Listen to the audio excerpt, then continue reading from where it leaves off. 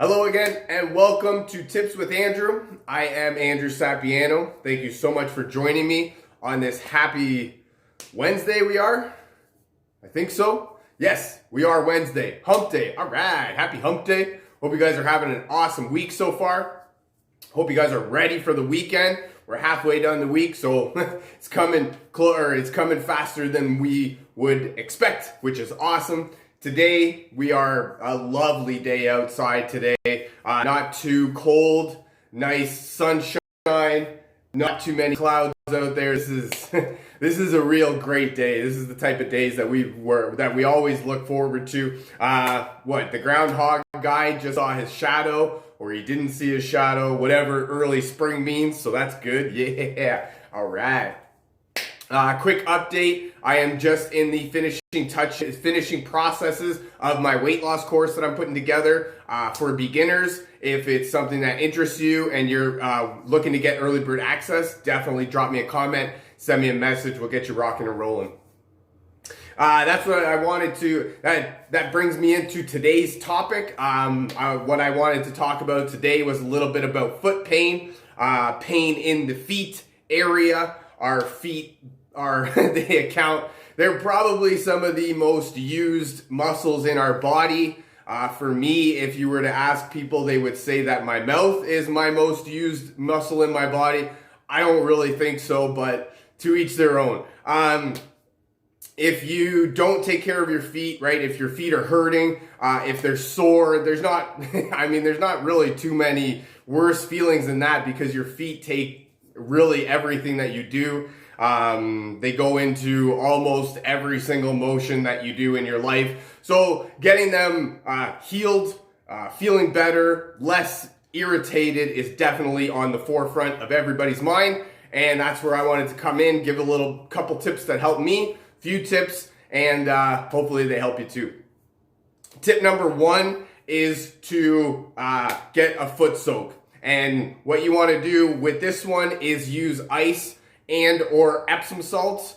But this is going to be a great first place to start right here, because you want to, maybe you can't take an ice soak, but if you can put ice on your feet and then put them into a soak, something like that with Epsom salts, it's going to be very beneficial for helping with the irritation, the inflammation. When you put your feet in the ice water, it's just going to really freeze them right up, and that's going to be really helpful in alleviating some of the pressure, we'll call it, some of the discomfort in your feet. And it's going to feel really, really, really refreshing, really cooling, calming, right? If you're familiar at all with reflexology, all of your organs are connected through the bottoms of your feet. It's also through your hands. So anytime you put your feet in a foot soak like this with Epsom salts or cold water, ice water, perhaps some peppermint in the foot soak there. I know my grandma, she's been really into the peppermint leaves, putting them into her foot soak and then just having it cool down like that. So you're going to get very calming, relaxing your whole body, right? That's what the foot soak's going to do. And it's also going to, what it's going to do is sort of reduce the inflammation in your foot to allow more blood flow in there, get your muscles to expand and contract the way that they're supposed to. And with the Epsom salts, if you wanted to use an essential oil, for example, the Epsom salts make for a great carrier, so that the oils don't sit right up on top. They actually go right into the water, and they get carried around by the salts, and then they end up benefiting your foot. And then when they benefit your feet, they benefit your whole body, because all of your organs are connected in that way. So that's my tip number one right there. You can do foot soak in ice water. You can also do it in hot water, but really gauge at your sensitivity, right? Some people can take really hot water, some people can take really cold water, but if you can't, sort of gauge it to your sensitivity, right? You want to keep it in there for probably about 10 minutes, give or take, and then take it out and put, if you're doing ice, you want to take it out and wrap it up in some heat. And if you are doing heat, you want to take it out and put maybe an ice pack on it. Number two is to get shoe insoles. We can't always get new proper footwear for walking around and all that stuff. But what we can do is we can get insoles that support the arch of our foot. This is going to be great in helping, like I said, supporting the arch, right? So it's going to help your foot sort of move in a way that it's supposed to. A lot of shoes nowadays are really flat at the bottom, and they don't really give too much support unless you buy a specified shoe for supporting your foot.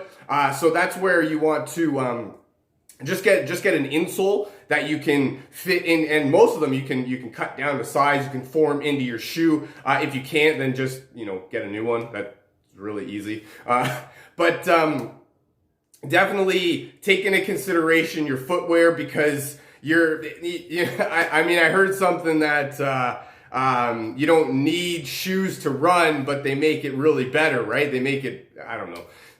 Don't listen to me. But what the insoles are going to do is it's going to allow your foot to form in the proper way that it's supposed to work. When you're walking around, there's a natural motion that your foot goes into. And if you are not wearing the proper footwear, you're not going to have the proper motion that your foot goes into. So that's where you want to get the insoles. The insoles are going to help you. They're going to take the form of your foot and just allow more cushion, more support, and better overall posture, right? That's really what a lot of the problem comes down to.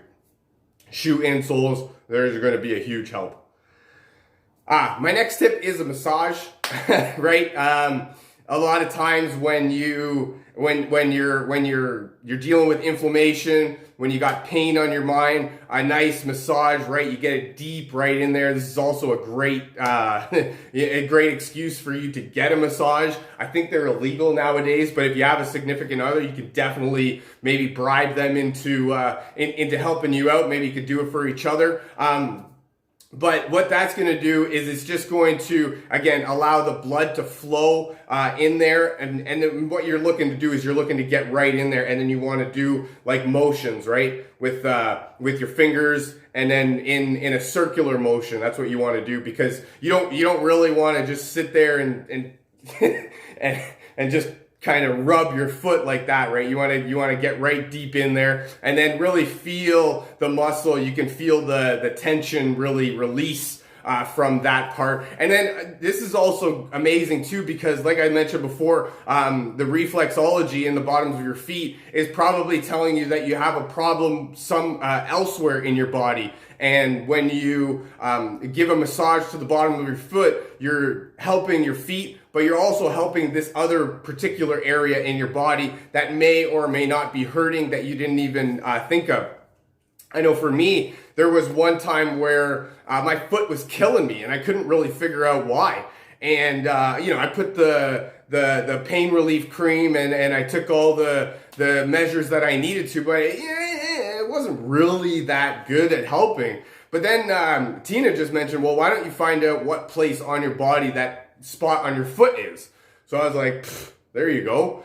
The light bulb comes right on. And then I looked at it, and it was actually a problem with my lungs. So what I did was I rubbed the respiratory oil, an oil that's great for the respiratory system, on the bottom of my feet, and it almost instantaneously cleared it up. So that's really one of the powerful things that I love about A, essential oils, and B, your body is, I thought my feet was hurting because it was hurting, right? But it was trying to tell me that I was having a problem with my respiratory system, and I needed to alleviate that first before I could even think about the foot pain. And once I alleviated that, everything else was great.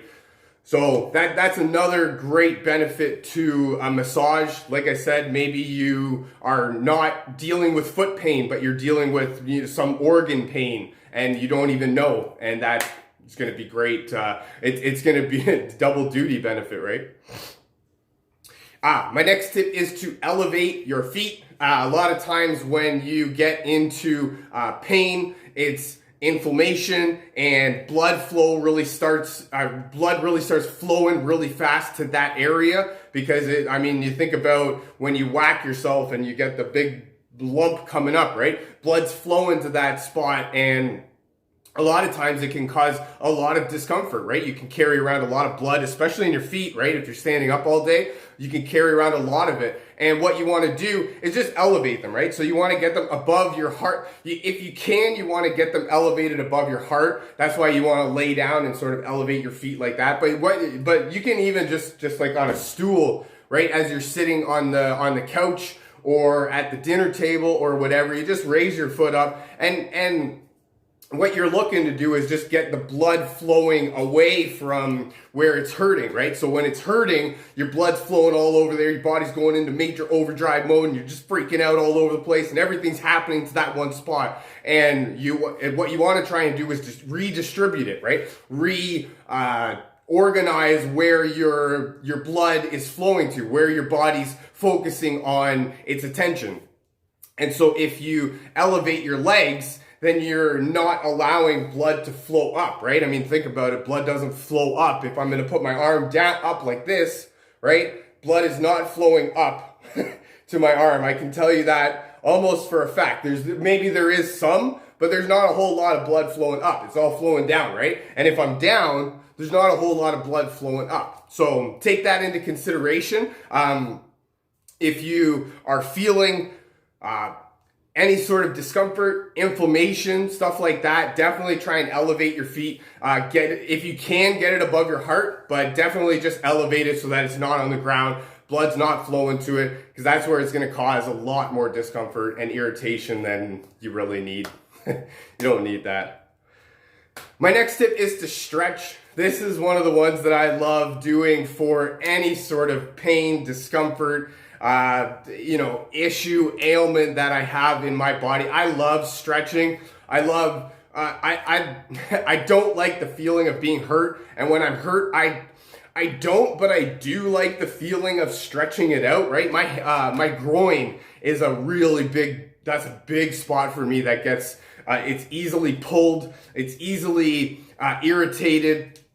And a lot of the times, I find that it's because I haven't stretched in a few days, right? Or I haven't really used that muscle or those muscles too much in prior, right? So what you want to do is you want to stretch them out. Your muscles aren't meant, like we as people, as human beings, we're not meant to just be in like a seated, stiff place for all day, every day. We're meant to be flowing around, right? And moving our muscles and our joints and our tissues and our tendons, and all that stuff is meant to be done, right? As much as we don't want to overdo it, we don't want to underdo it and just be sitting around lazy all day. So that's why we want to, that's why stretching is a very great, in preventing and for treating any sort of discomfort, irritation that you have. What you want to do with your feet in general is just, foot on the ground, toe on the ground, and just lift your heel up really as far as you can.